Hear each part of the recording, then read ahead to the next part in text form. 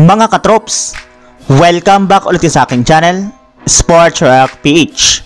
At ngayon nga ay pag-uusapan natin ang balitang hanggang ngayon nga po ay kinakatakutan pa rin ang Denver Nuggets sa Western Conference. Pag-uusapan na rin nga natin dito sa ating panibagong video, ang balitang top 8 na nga po ngayon, ang Los Angeles Lakers.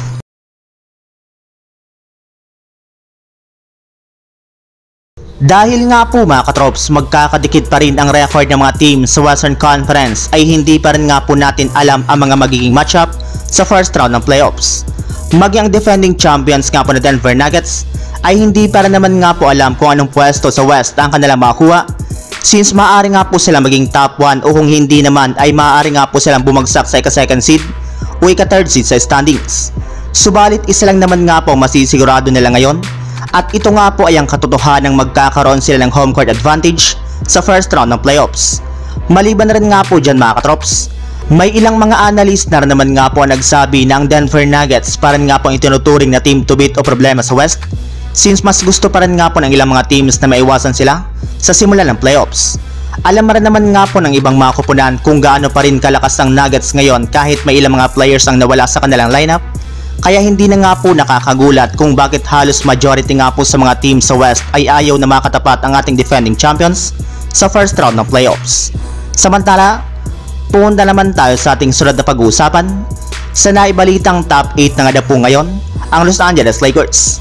Kagaya nga po ng sinabi ko sa inyo mga katrops, kahit man nga po walang laro ang Lakers ngayong araw, ay meron para naman nga pong mga games dito ang dapat pakaabangan ng kanilang team, since malaki nga po ang magiging epekto nito sa pag-angat nila sa standings ng Western Conference. At sa kaswerte ang palad rin naman nga po mga katrops, ay pumabor naman nga po talaga para sa Lakers ang ilang mga nangyari ngayon sa NBA, kagaya ng pagkakapanalo nga po ng Boston Celtics sa game nito laban sa Kings sa score na 101-100 sa pangunguna ni Kristaps Porzingis na nakapagtala nga po dito ng 20 points at 11 rebounds.